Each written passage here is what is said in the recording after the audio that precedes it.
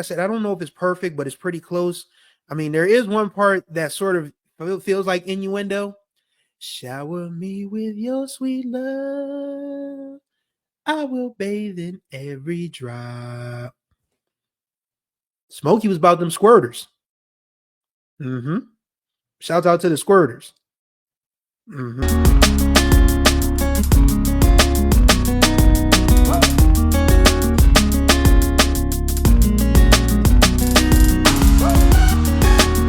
I'm talking about a very important album in the 1970s.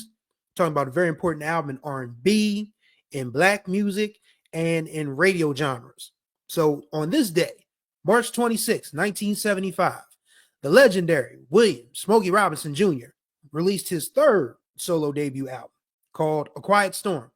Now, that's the day of giveaway what this is going to be about, obviously, but it's important to set a little backstory for you guys before we start talking about the album as a whole.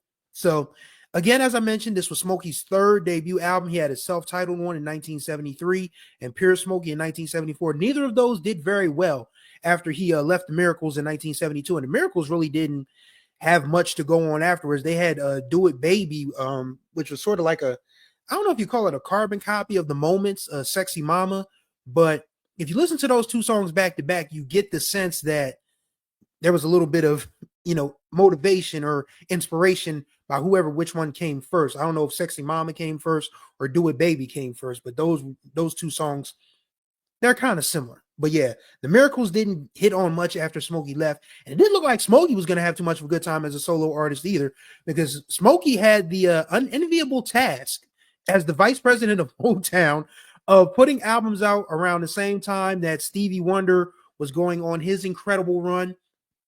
Marvin Gaye had already brought people to the bedroom with Let's Get It On. Diana Ross had just struck it big with Touch Me in the Morning. It was like, and Smokey was one of the first people to sign with the label. I know he was like, well, what y'all say fuck me for? I mean, I'm Smokey Robinson. I wrote most of y'all stuff. Be that as it may.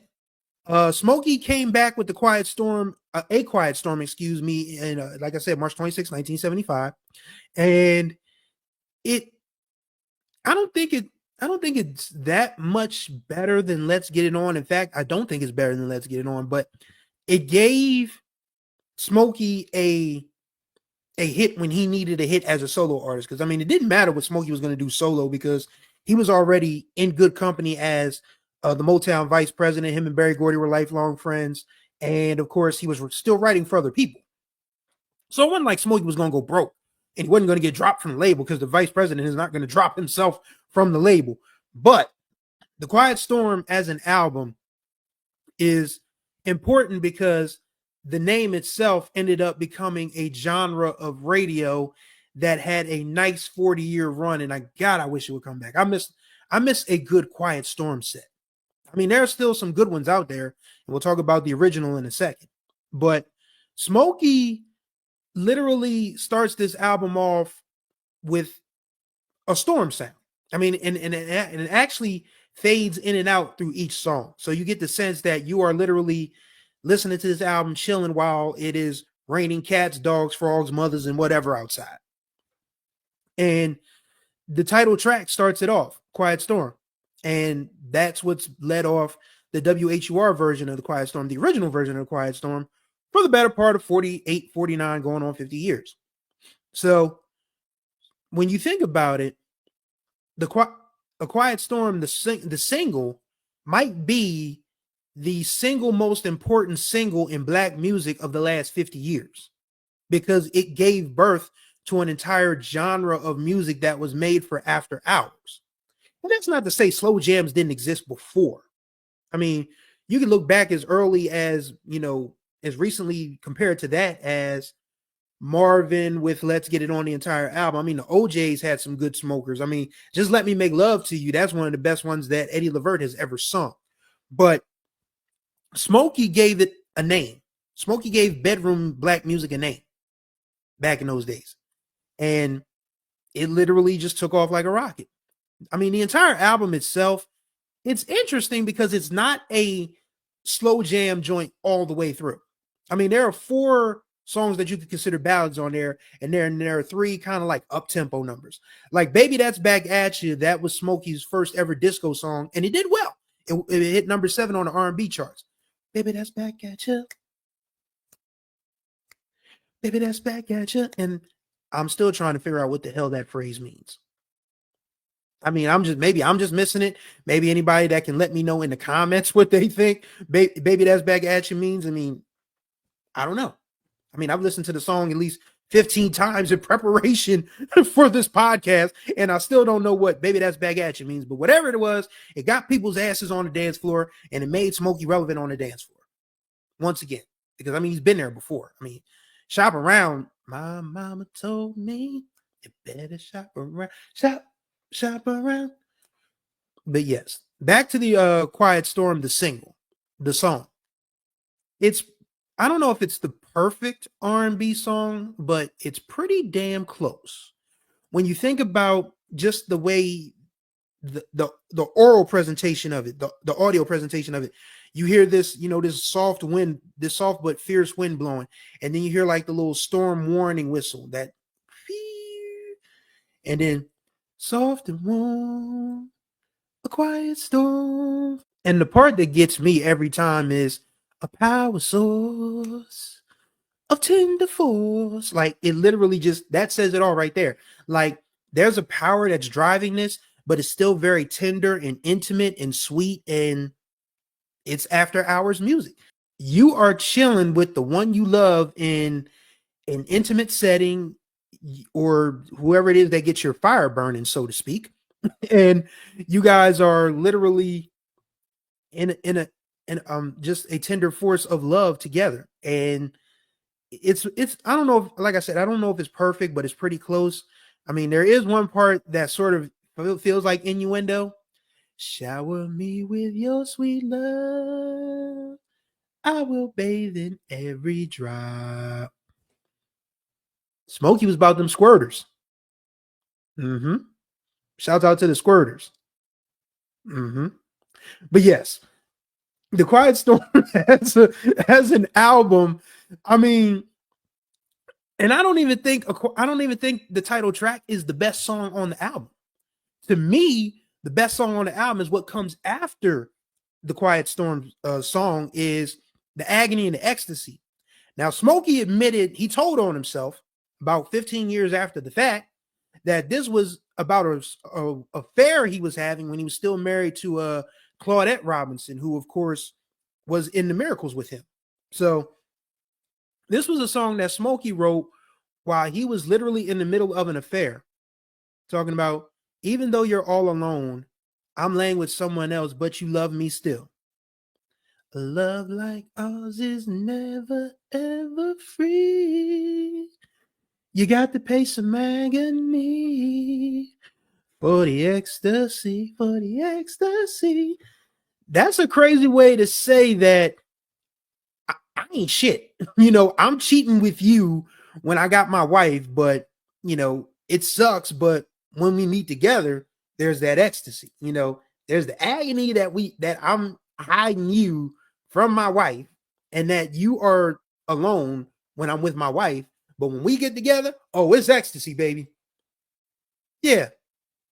R&B has been about cheating and fooling around as long as there's been music. So Smokey, in his own, because he's always been thought of as one of the greatest lyricists of all time. I mean, I was disappointed to find out that Bob Dylan quote about Smokey being America's best living poet was sort of a fictional tale.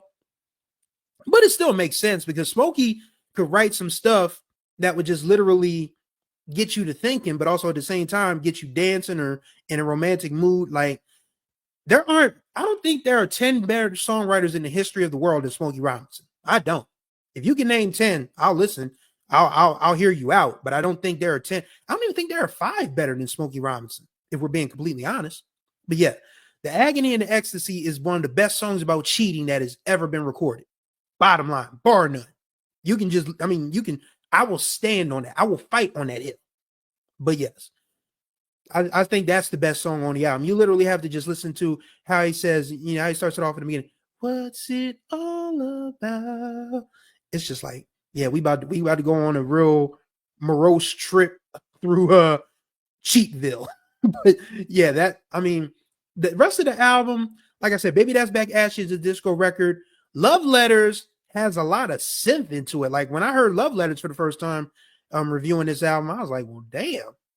Everybody was getting into that funky, groovy, bassy kind of feel with the synths by the middle of the 70s. And you can thank Stevie for that. You can thank the Isley brothers for it. But everybody was starting to figure out, okay, so let's see what this art thing, this Moog thing is hitting for. And a lot of people started dealing with the synths at that time. And then of course that became the tour de force. That became the main thing in music by the turn of the 80s. But by that time, but when you started hearing like those electronic sounds in the middle of the 70s, it literally stopped you. And Love Letters is no different. And the album closes out with Coincidental. I mean, it's an up-tempo dance record about how Smokey and this woman are just like coincidentally thinking about each other. But the other three songs on the album, excuse me, no, there are only 7 because I mentioned Quiet Storm, I mentioned the Agony and the Ecstasy, Love Letters, Baby That's Back at You, and Coincidentally. So there's 2 more. There's the wedding song. That, of course, was composed by Smokey for the wedding of Jermaine LaJuan Jackson and Hazel Joy Gordy. So, I mean, it's interesting because when you got 2 kids that are getting married at 19 years old, I don't know if you want to write a song for them, but love is love, I guess. I mean, people got married young all the time back in the day. I mean, we would be aghast at people doing that now. But in the 70s and then before that time, people got married young all the time. So it wasn't that big of a surprise. But the wedding song, of course, was composed for that wedding. And then of course he included the theme from Lady Sings the Blues, Happy, which of course he wrote as well. So, I mean, it's not really, I mean, there are 5 original songs on there and then 2 kind of sort of standbys. I wouldn't call them standards. I would just call them standbys. But the importance of the Quiet Storm but the importance of A Quiet Storm as an album, it can't be missed. It simply can't be missed because it gave a name to soulful music that was made strictly for after you had put the kids to bed or you were on vacation or you were home alone with somebody or as the OGs like to say, the blue light in the basement party, those type of things. I don't know if it was red lights or blue lights. Maybe they use both of them. I don't know. But either a red light or a blue light in the basement party. One of them things. So it just a Quiet Storm is just like, okay, we've got a name for this now. Because like I said, there had been after hours, there had been slow jam, love making R&B long before. Like you could probably trace it back. I think the best case for bedroom songs really started at the end of the 60s and the beginning of the 70s. When you think about some of the stuff that Marvin was putting out with Tammy Terrell, when you think about the Isley brothers had just gained their independence from T-Neck, and then of course they came along with the 3+3 lineup and started putting out stuff like Sensuality and Brown Eyed Girl and Todd Rundgren and the cover of Todd Rundgren's Hello It's Me and all of this other stuff. And even the Seals and Croft cover of Summer Breeze, that still has a nice little sway to it, even though Ernie Isley's guitar sort of like, was made for like a 70s porn set. It was. But again, Smokey, that album gave it a name because one of my favorite Quiet Storm DJs, I talk about him all the time on this platform and others, is the late, great Tony Brown. And he had been at WDAS prior to any creation of the Quiet Storm, but his after-hours show was called the Extrasensory Connection. If you're an old Philly person and you happen to stumble upon this, you know what I'm talking about.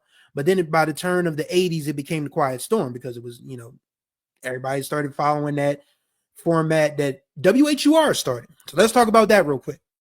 WHUR, of course, was based out of Washington, D.C., and Kathy Hughes, the legendary media maven who oversees Radio 1 and TV 1 and all of that stuff, she was the general manager of WHUR at the time. And she couldn't make her show. She had another commitment. So she enlisted the help of her babysitter, a gentleman by the name of Melvin Lindsay, who was a Howard either sophomore or junior at the time, because this was the spring of 1976. So Kathy says, Melvin, I can't make it tonight. Can you go down to the station and just play whatever you want?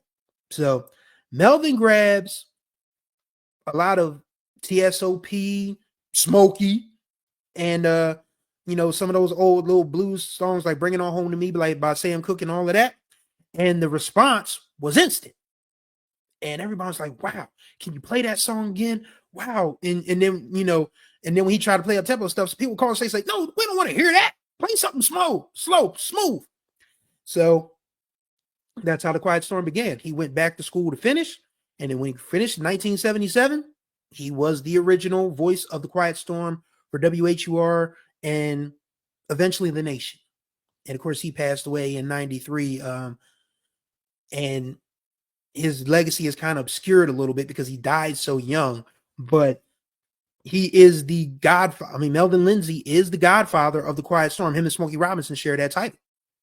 But yes, Smokey gave it a name. And there were several DJs. I mean, there's Tony Brown. There are a few other, great voices throughout the history of Black music that have carried the overnight format with grace and passion and an ear for great music. Stuff that can really get people in the mood to either wind down or, in some respects, turn up. So the overall effect of A Quiet Storm, the album, is that it is probably it's definitely one of the most important albums in Black music history. Because while it may not be anything particularly memorable outside of a couple of tracks, it's still those two tracks that really make the Quiet Storm what it is. Because you have A Quiet Storm, you have your theme song, Quiet Storm blowing through my life. And then of course you have the agony and the ecstasy, which is a scenario set to music. It's like, how many people, people have cheated before, but cheating never sounded so, flowery. The agony and the ecstasy is those two songs right there. That's the basis for the Quiet Storm, because you have your theme song and then you have a song that can give you a scenario that people can relate to. And that's what people started following the format for years. Like Luther Vandross became, the OG, the Quiet Storm legend. Let me move. I had my leg tucked underneath me, so my knee was falling asleep. But you had Luther Vandross, you had Anita Baker, the Isley Brothers, Heat Wave, Always and Forever. Always and Forever. That might be the quintessential Quiet Storm song. You had Barry White. You had so many others. Like, we'd be here all day if I started talking about some of the best Quiet Storm artists. I might do a separate episode on that. But overall, Smokey Robinson's A Quiet Storm album, it established him as a solo star, finally, after the first two attempts didn't go very well. And it also gave Black media, Black radio, and Black music a format of music that could get people to chill after doing the hustle and the bump and the bus stop and all of that stuff, sweating up a storm at your local after hours club. Maybe you were drinking, maybe you were, you probably were, some people were doing that back in the 70s. But then you had to, relax and unwind and chill. And then, of course, when you are in the mood with somebody, you don't want to be, trying to catch a rhythm to, Got to Give It Up or The Love I Lost or Shake Your Booty, even though you guys were shaking booties. You still needed something slow and mellow to sort of just like, and The Quiet Storm as a genre did that. And A Quiet Storm, the album, gave it a title. So it's definitely, it's still Smokey's best solo work from that perspective. I don't think it's Smokey's best. I don't even think, like I said, A Quiet Storm is probably the most important song that Smokey's ever done. But I still think that Cruising is his best song. Just want to put that out there. And if you want to talk duets, Ebony Eyes with Rick James is probably his best duet.